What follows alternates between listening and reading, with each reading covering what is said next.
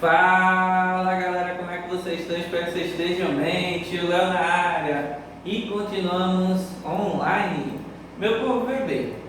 Ultimamente a gente tem aqui feito nas aulas de religião um estudo de uma série de religiões do mundo, beleza? Essas religiões, algumas delas talvez você não conheça, porque ela muitas vezes não está explícita no seu dia a dia, né? Às vezes o próprio nome daquela religião é um nome que não é muito convencional aqui no Ocidente, né? Aqui no Brasil especificamente, mas que muitas vezes você se depara, né, com características dessa religião e nem sabe o que é, né? Então a gente está vendo as religiões do mundo, obviamente que não estamos vendo todas as religiões do mundo, existem muitas religiões do mundo, mas a gente está citando aquelas que têm mais seguidores, estamos citando aquelas que tem bastante influência no mundo de maneira geral, beleza? E são essas aí que a gente está tentando trabalhar para você perceber que essas religiões elas estão presentes no dia a dia, você crendo ou não nelas, né? Mas a sua influência, a sua presença está no cotidiano, tanto do mundo ocidental quanto do mundo oriental. E que muitas vezes algumas religiões orientais, por exemplo, que não é tão comum a nós, elas se fazem presentes por diversos meios ou de diversas formas, e muitas vezes a gente não sabe, quando a gente descobre, a gente consegue identificar, então isso é baseado nessa crença, né? E coisas do tipo. Então é para isso que a gente está dando essa estudada, né? Para conhecer as principais religiões do mundo, conhecer, lembrando quando eu digo principal, não estou falando de verdadeiro, de certo e errado, estou falando das mais difundidas e de maiores influências no mundo, tá? Só para deixar sempre claro.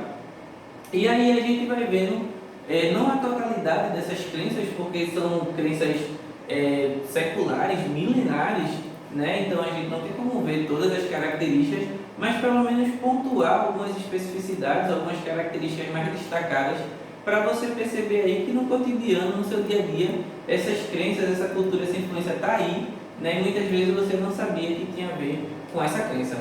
Óbvio também que as crenças orientais, como eu já disse, elas muitas vezes o próprio nome não é muito conhecido, mas a influência por trás da crença propriamente dita, essa se faz mais clara, né? Inclusive no dia a dia, como eu já falei. E é sobre elas que a gente vai tratar, e já está tratando, na verdade. A gente já viu o hinduísmo, a gente já viu o budismo, e hoje a gente vai para o nosso próximo assunto, que é shintoísmo, beleza? Então, roda a vinheta.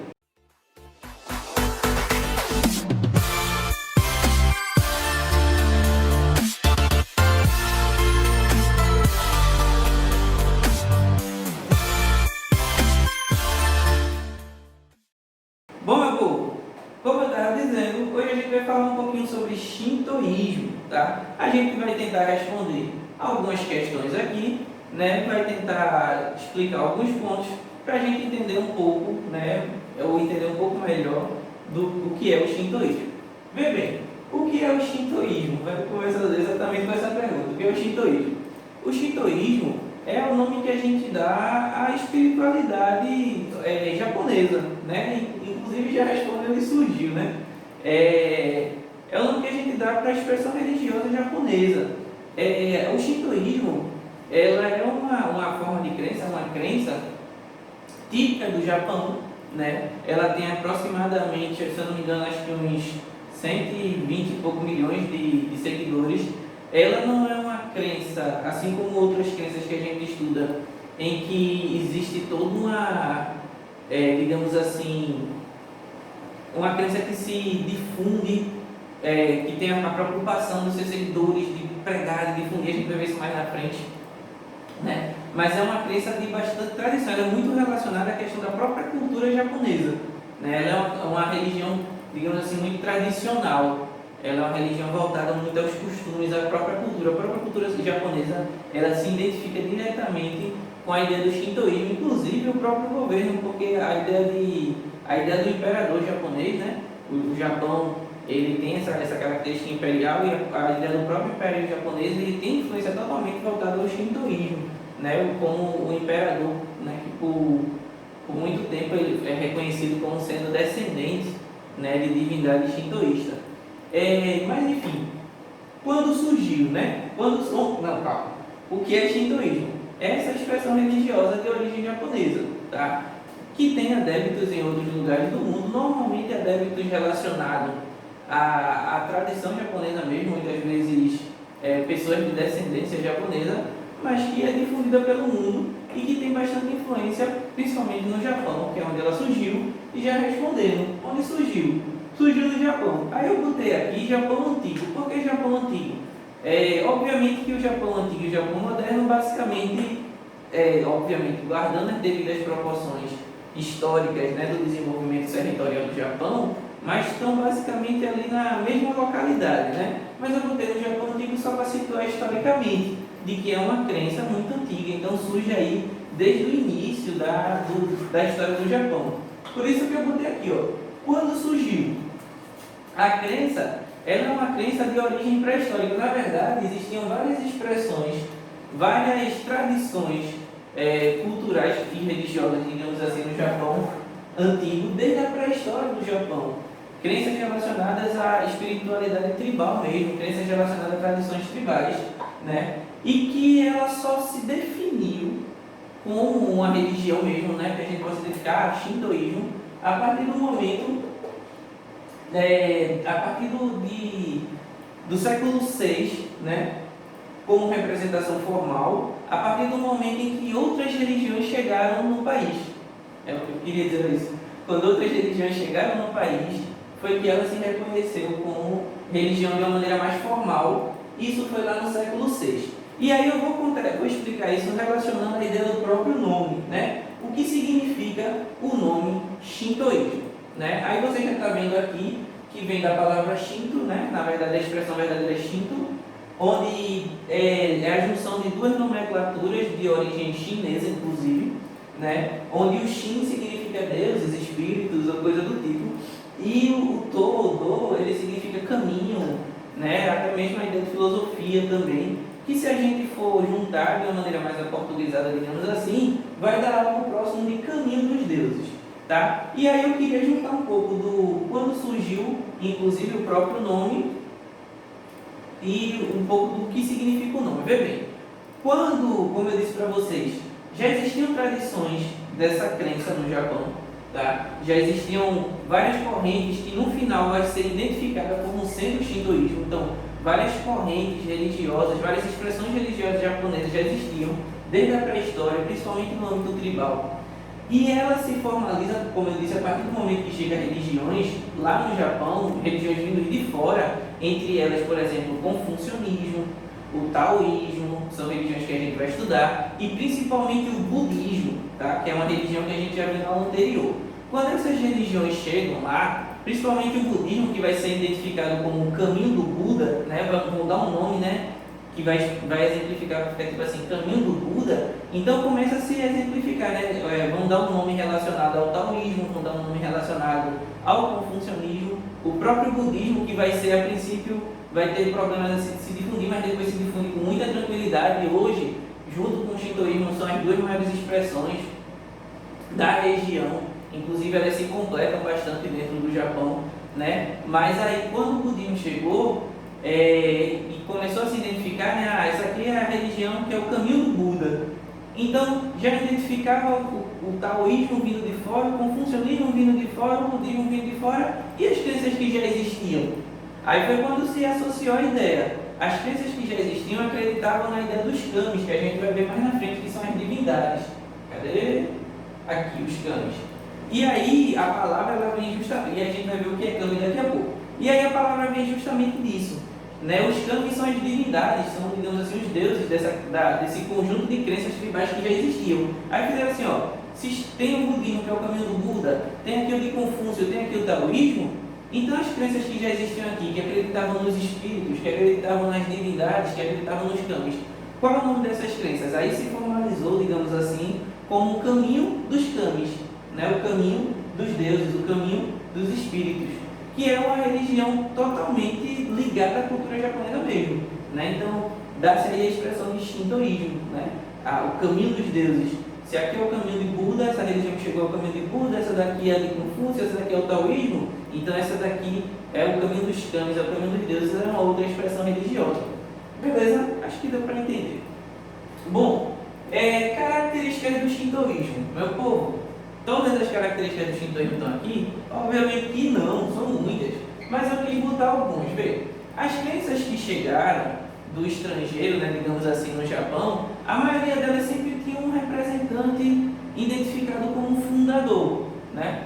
Mas no caso do shintoísmo, como eram crenças tribais, né, ligadas aos grupos, óbvio que tinha aqueles grupos que se destacavam mais, aquelas tradições que se destacavam mais, mas de maneira geral a gente não tem um fundador, tá? Como outras crenças, principalmente as crenças monoteístas, que também chegam no Japão, como por exemplo o cristianismo, né? Mas aí não vem necessariamente ao caso, mas muito comum nas crenças monoteístas ter um fundador, em outras crenças também ter fundador, mas nesse caso do shintoísmo não tem, tá? Ela é politeísta, ou seja, acredita em vários deuses, nesse caso vários kamis, várias divindades, inclusive a ideia de kami, a ideia da espiritualidade, a ideia dessa expressão, né, do kami, do espírito, coisa do tipo, ela é uma associação muito ligada ao ser humano também, né? Há uma interação entre esses espíritos e os próprios seres humanos. Eles não são vistos, digamos assim, como seres superiores, onipotentes, onipresentes, apesar de ter suas forças e suas expressões, mas ele é muito ligado ao cotidiano também do ser humano. Mas enfim, eles são politeístas, né? São vários deuses, acreditam em vários deuses. Animista tem uma questão aí tem uma representatividade, né? Tem uma ideia de divindade em relação a fenômenos da natureza, a animais, a coisas do tipo. Acredita que o homem é puro, apesar de que também acredita na influência maligna, tá? Essa é uma das características aí, algumas das características aí do shintoísmo. Bom, e como eu estava dizendo para vocês, né, aí temos também outras expressões, símbolos e divindades, que é o que a gente vai focar agora. Os principais escritos, né? O shintoísmo não tem um escrito sagrado, como por exemplo tem o cristianismo, que é a Bíblia, tem por exemplo o Alcorão do islamismo, não tem um escrito sagrado, né? Mas tem um escrito que ele tem dois escritos na verdade, que são bastante importantes, apesar de que algumas pessoas até assemelham a um escrito divino, sagrado, digamos assim, mas que é reconhecido normalmente como um escrito de descrição de tradição de crença mesmo, de descrição religiosa, né, de importantíssima influência cultural, né, que fala bastante da mitologia relacionada aí, por exemplo, ao surgimento da ideia de imperador no Japão, a divindades e coisas do tipo. Tem um valor muito grande, não é considerado um livro sagrado de regra, de prática de fé, como é, por exemplo, a Bíblia para o cristianismo, mas tem uma importância muito grande, não minimiza a importância por causa disso. E esses livros são o Kojiki e o Nihon Shoki, né, que são, meu japonês inclusive está muito bom, né? Bom, esses aí são dois escritos, né, bem antigos, que na verdade são compilações, né, e são tratados, digamos assim, que vão sintetizar tradições orais e pontos de vista relacionados à questão da crença, à questão da filosofia relacionada à crença e toda a cultura japonesa, né, vai também aí sintetizar expressões relacionadas à política e várias outras coisas. Então esses dois livros que sintetizam e são tão importantes para a cultura japonesa, eles trazem dentro deles também bastante aspecto influenciador da cultura shintoísta. Beleza?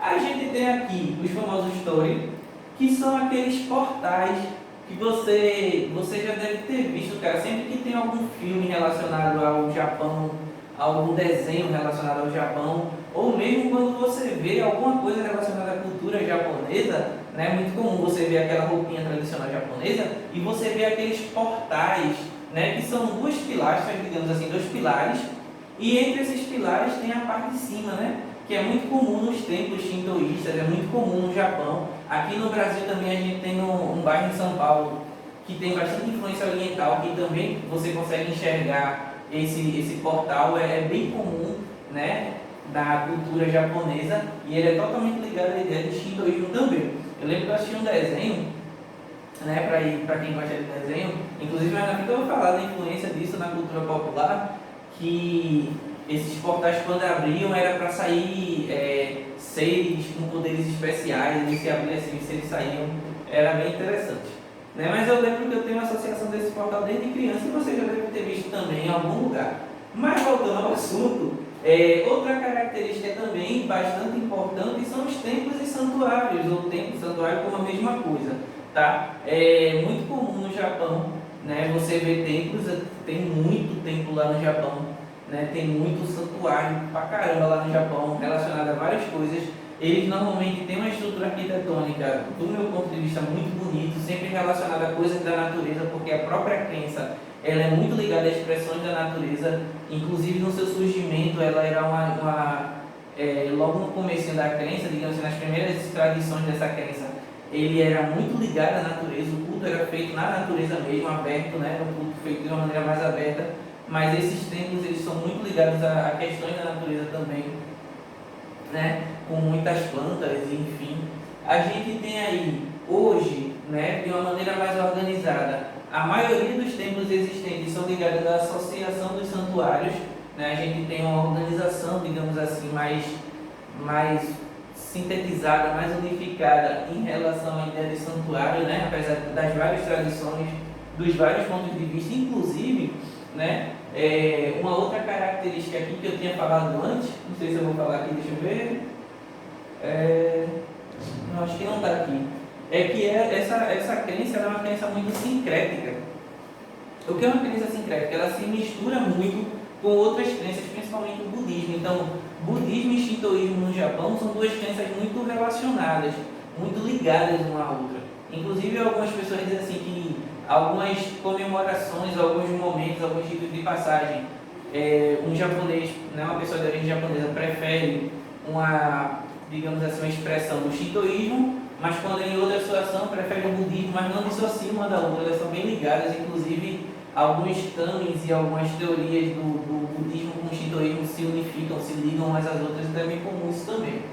Mas enfim, a gente tem aí cultos e expressões religiosas domésticos, no santuário, a gente tem a própria questão da perspectiva da expressão religiosa em relação ao, digamos assim, um culto imperial, digamos assim, não um culto imperial, mas uma expressão religiosa do ponto de vista também das tradições imperiais do Japão. A gente tem as folclóricas mesmo, aquela mais popular, né, normalmente mais voltada ao interior do Japão. E a gente tem as várias seitas. Chegou um período da história do Japão, de uma maneira bem resumida, né, em que o Japão ele tornou o shintoísmo como a principal representação religiosa do país. Foi um período de nacionalismo muito grande, um período de patriotismo muito grande, digamos assim, só para você entender o que eu estou dizendo, né? E aí a galera pegou o shintoísmo como uma grande expressão de Estado, uma expressão, né, do país mesmo, que ainda é até hoje, mas não necessariamente da mesma forma. E aí surgiram seitas reconhecidas, digamos assim, pelo próprio país.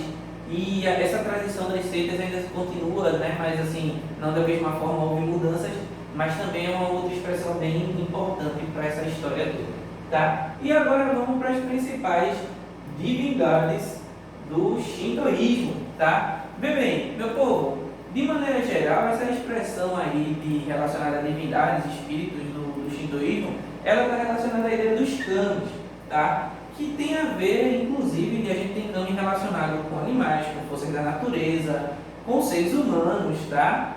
Alguns que se materializam como seres humanos, outros que são a expressão da própria força da natureza, enfim. Tem muito a ver com a questão espiritual mesmo do pensamento shintoísta. Mas entre as principais divindades, né, que são muitas inclusive também, eu queria citar aqui as divindades primordiais e as 7 gerações, que são as divindades do começo da história aí, digamos assim, do começo da mitologia, né, do surgimento de todas as coisas, do surgimento das primeiras divindades mesmo. As divindades primordiais são algumas, tá? E as 7 gerações, com foco aqui para Izanami e Izanagi, que são as divindades escolhidas para a questão da criação, né? Diz a história que esse casal aí, eles se juntaram para começar o processo aí de criação, e com a lança foi criado, né? Uma lança lá bem conhecida, foi criado aí, inclusive as ilhas do Japão, enfim.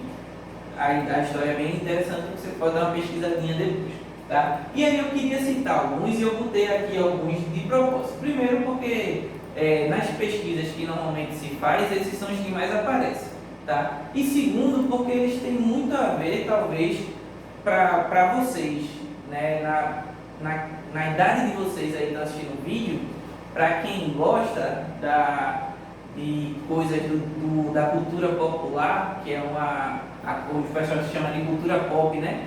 Que é uma cultura de entretenimento muito voltada principalmente a jovens, né? Jovens, adultos, crianças, mas muito voltada a pessoas da idade de vocês. Esses são divindades que são muito próximas de algumas tecnologias e de algumas expressões culturais da cultura pop de hoje, como o pessoal chama.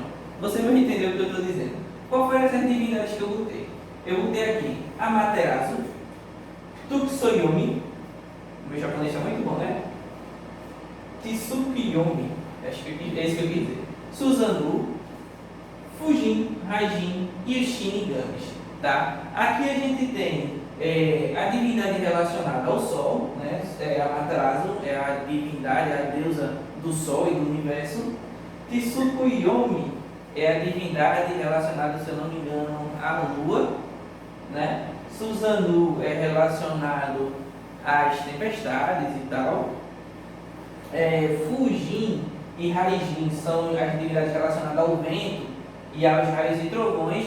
E os Shinigamis, né, são as divindades relacionadas, são as entidades relacionadas à morte, né? Seria o equivalente à morte aqui na cultura ocidental, aquela divindade mais sombria. Apesar de que a gente não está relacionando aqui a questão de malignidade e benignidade, tá? A gente está só citando a referência que cada um deles tem a ver.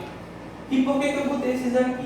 Porque, como eu disse para vocês, hoje em dia, no nosso dia a dia, tá? Principalmente para jovens e crianças, a cultura shintoísta, a religião shintoísta é bastante vista nas expressões de animes, mangás e games, que são três coisas muito voltadas para a cultura mais infanto-juvenil e hoje em dia também das gerações anteriores que receberam essa influência, como por exemplo a minha, cresceram e também continuam aí sabendo um pouco de toda dessa cultura.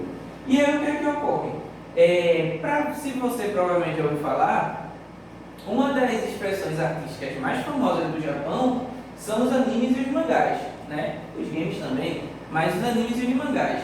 E essa expressão de entretenimento artístico, enfim, ela tem como principais referências algumas obras. Entre elas, provavelmente a mais famosa de todas é Dragon Ball, né? E olha só, meu Deus, meu professor está falando da aula de religião de Dragon Ball. Por que eu estou falando de Dragon Ball? Porque Dragon Ball é um mangá e um anime, inclusive tem jogo também, que é totalmente baseada, né, por ser de origem japonesa. Todas essas aqui são, não sei se todas, mas acho que a maioria aqui são de origem japonesa, dessas expressões artísticas aqui, dos games, dos jogos, enfim. E Dragon Ball é totalmente influenciada pela própria cultura japonesa. E aí, como vocês já sabem que a cultura japonesa tem a base no shintoísmo, então Dragon Ball é totalmente influenciado pelas ideias do shintoísmo, totalmente influenciada pelas ideias do budismo, totalmente. Por exemplo, quando você vê um personagem como Piccolo, que é um dos principais personagens da história, né? Piccolo, na história desse personagem, ele é um personagem que ele se dividiu de um outro personagem, que é o Kami-sama.